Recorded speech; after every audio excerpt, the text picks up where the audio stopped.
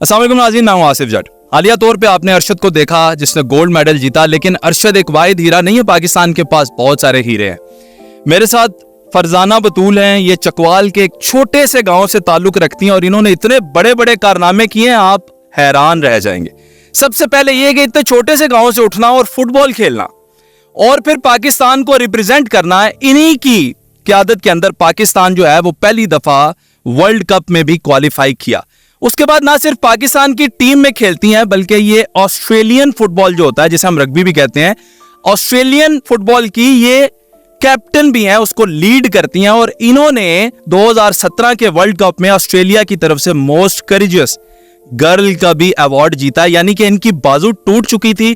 अगर ये goal score ना करती तो ऑस्ट्रेलिया दोबारा कभी वर्ल्ड कप में क्वालिफाई ना करता। ये सारी की सारे क्रेडिट्स जो हैं ये बहुत ही मैं कम बता रहा हूँ, इससे बहुत ज़्यादा इनकी काबिलियत है।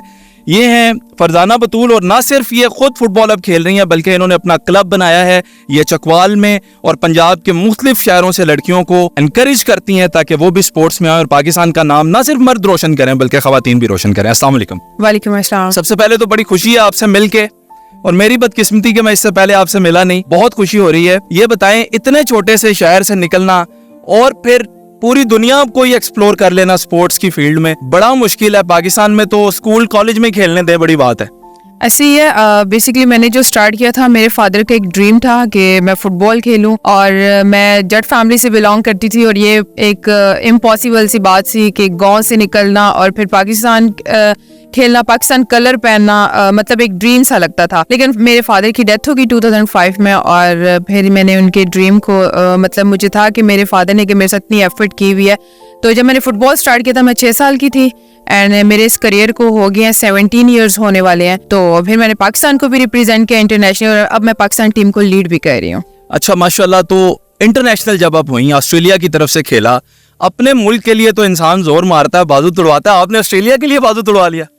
मैंने पाकिस्तान टीम में ही खेला था, वो वहाँ पे ऑस्ट्रेलिया वहाँ पे ऑस्ट्रेलिया में कंपटीशन हो रहा था, पाकिस्तान टीम थी हमारी। अच्छा। मैं पाकिस्तान टीम की तरफ से गई हुई थी, और पाकिस्तान टीम जो थी वो एशिया की पहली टीम थी जो ऑस्ट्रेलियन वर्ल्ड कप के लिए उसने क्वालिफाई किया था। ऑस्ट्रेलियन के लिए वर्ल्ड क्वालिफाई किया था, और वो उस टाइम ये था कि जैसे आपको पता है पूरी दुनिया में हमारा एक इमेज है कि पाकिस्तान जो है वो एक गरीब कंट्री है, और फिर एशिया की पहली टीम थी पाकिस्तान। और फिर अगर वो उस टाइम हम लोग वो स्कोर ना करते और क्वालिफाई ना करते, क्योंकि हमारी स्कोरिंग बहुत नीचे जा चुकी थी, अगर उनकी फैसिलिटीज़ को देखा जाए, हमारे पास वो एनवायरनमेंट नहीं है, वो ग्राउंड्स नहीं है, उस तरह से हमें अकोमोडेट नहीं किया जाता। लेकिन फिर भी जो है जो जितनी हमारे पास थी फैसिलिटीज़, हमने उनमें रह के जो है वहाँ पे अच्छा परफॉर्म किया, और हमें जो दोबारा से अभी हमने वर्ल्ड कप के लिए क्वालिफाई किया। माशाल्लाह। मैं बड़ा क्रिटिकल क्वेश्चन पूछने वाला हूँ। पाकिस्तान में जो फंड है ना वो सिर्फ क्रिकेट के लिए और किसी स्पोर्ट्स के लिए है नहीं, तो इतने महदूद वसाइल के अंदर, और ख़ास तौर पे बच्चियाँ, तो आपको क्या लगता है कि कभी पाकिस्तान की बच्चियाँ आ पाएंगी आगे? देखिए, सबसे पहले हमें सिर्फ ये नहीं होता कि हमें खेलना होता है। लोग समझते हैं कि बस ग्राउंड में आ जाओ तो खेल होते हैं। हमें प्रॉपर डाइट चाहिए होती है, हमें जिम चाहिए होता है, हमें अच्छे क्वालिफाइड कोचेस चाहिए होते हैं, हर चीज़ होती है। तो आप देखिए कि हमारे पास उस तरह की फैसिलिटीज़ नहीं है। लेकिन जब मैं लास्ट टाइम वर्ल्ड कप में गई थी, वहाँ पे मैं टीम्स देख रही थी, इंग्लैंड की टीम को मैंने देखा, और मेरे पास even that Papua New Guinea जैसे कंट्री थी, उनके पास हमसे ज़्यादा फैसिलिटीज़ थी।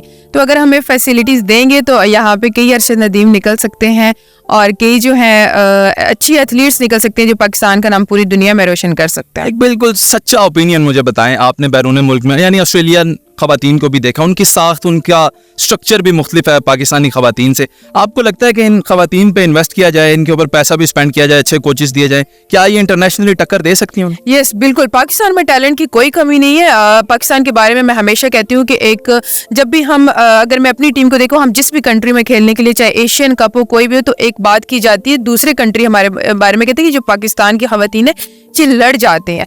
ये नहीं देखती कि हम किस कंट्री से आए हैं या हमारे पास वो जो है वसाइल नहीं है, ये लड़ जाती है। लेकिन अगर हमारे पे उस तरह का इन्वेस्ट किया जाए तो हम ओलंपिक्स क्या वर्ल्ड कप में भी जो है मेडल्स लेके आ सकते हैं। अब ये बताएं कि एज ए कैरियर आपने इसे अपनाया, फुल टाइम आपका तो यही काम है।